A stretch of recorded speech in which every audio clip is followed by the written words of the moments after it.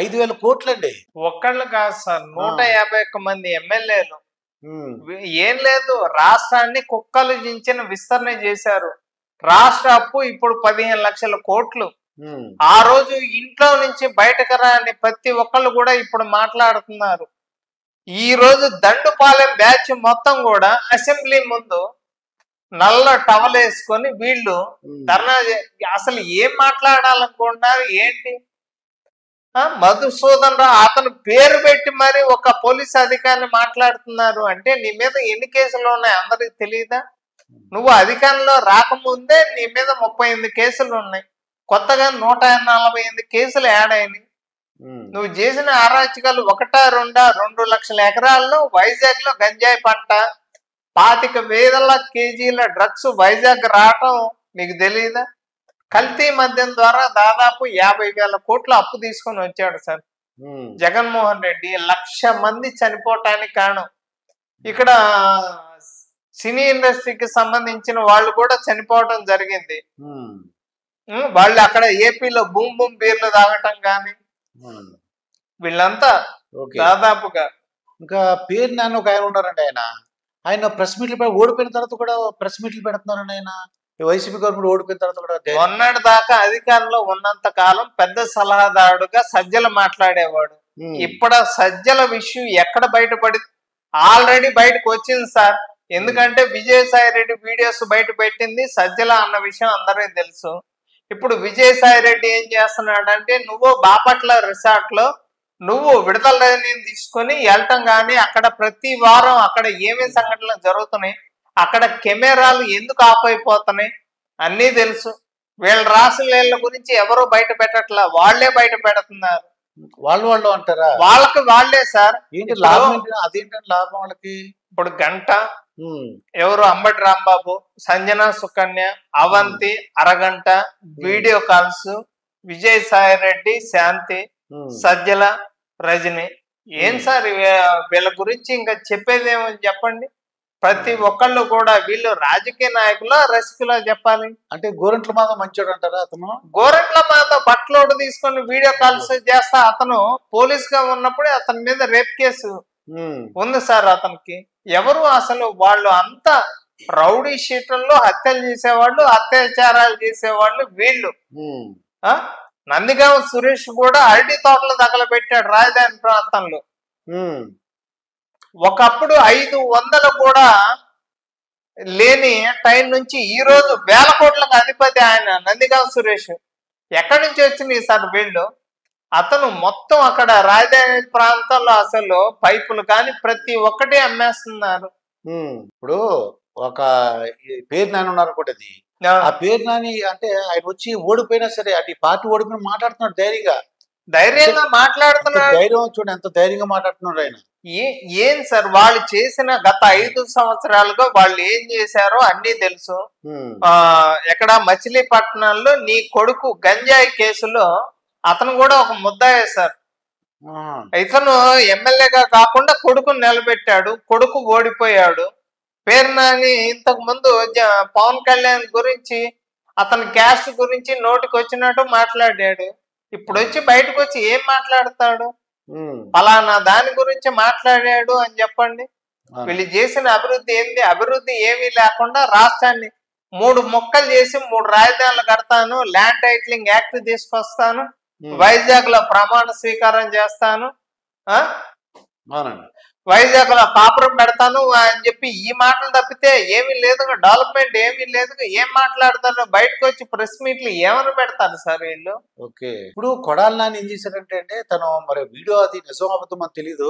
కొడాలి నాని ఏం చేశారంటే చంద్రబాబు నాయుడు గారు గెలిస్తే ఆయన బూట్లు తుడుస్తాను ఏదో చెప్పాడు. అది మరి ఇప్పుడు గెలిచింది ఎవరు సార్? 164 సీట్లు వచ్చినాయి, రావాలిగా. ఇప్పుడు ఒకప్పుడు టీడీపీ పార్టీలో కప్పులు మోసిన వ్యక్తి అందరికీ తెలుసు.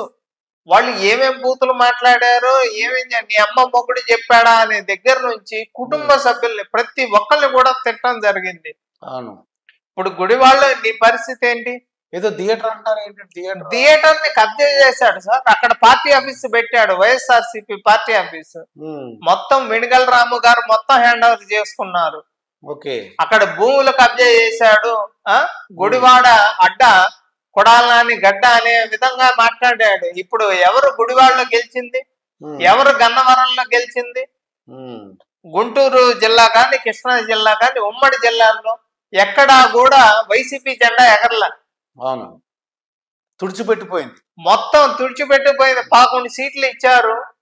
11 సీట్లు ఇచ్చినా కూడా అసెంబ్లీ సమావేశాలకు రాకుండా ఉండడం కోసమే ఈ రోజు నేను ఢిల్లీలో ధర్నా చేస్తాను అని చెప్పి మాట్లాడుతున్నాడు.